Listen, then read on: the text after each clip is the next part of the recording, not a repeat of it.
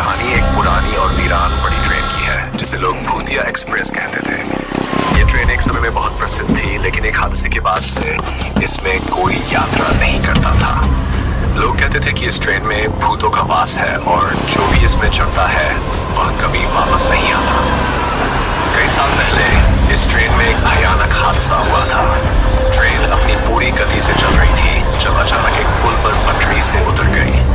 इस दुर्घटना में कई लोग मारे गए और बहुत से लोग लापता हो गए। उस हादसे के बाद ट्रेन को मरम्मत करके फिर से चलाने की कोशिश की गई, लेकिन हर बार कुछ अजीब घटनाएं घटती। कभी किसी को रात में ट्रेन के डिब्बों से चीखने की आवाजें आती, तो कभी किसी ने ट्रेन को बिना ड्राइवर के चलते हुए देखा।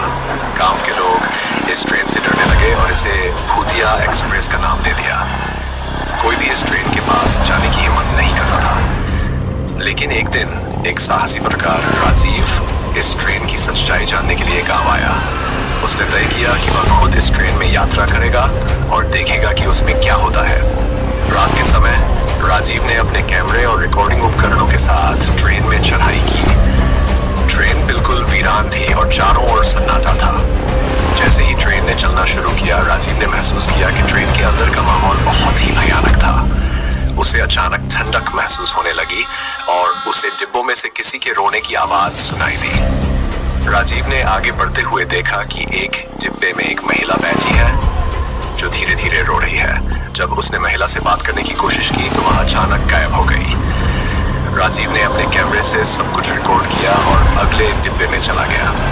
वहां उसे एक बच्चे की हंसी सुनाई दी, लेकिन जब उसने देखा तो वहां कोई नहीं था। अचानक ट्रेन की रफ्तार बढ़ गई और राजीव को लगा कि ट्रेन खुद ब खुद चल रही है। तभी उसे ट्रेन के कोने में एक पुरानी डायरी मिली। डायरी में लिखा था कि इस ट्रेन में मारे गए लोग अभी भी यहाँ भटकते हैं और शांति नहीं पा सके हैं। राजीव ने समझा कि इन आत्माओं को मुक्ति चाहिए। ट्रेन रुकते ही राजीव ने गांव के बुजुर्गों को सब कुछ बताया और उनसे मदद मांगी। गांव वालों ने एक बड़े धार्मिक अनुष्ठान का आयोजन किया और ट्रेन में मारे गए लोगों की आत्माओं की शांति के लिए प्रार्थना की। उस अनुष्ठान के बाद ट्रेन में होने वाली अजीब घटनाएं बंद हो गई और भूतिया एक्सप्रेस फिर से चलने लगी, लेकिन इस बार बिना किसी डर के।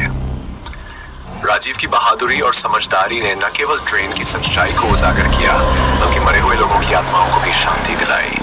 इस घटना के बाद राजीव की कहानी हर जगह प्रसिद्ध हो गई और लोग उसकी बहादुरी की मिसाल देने लगे।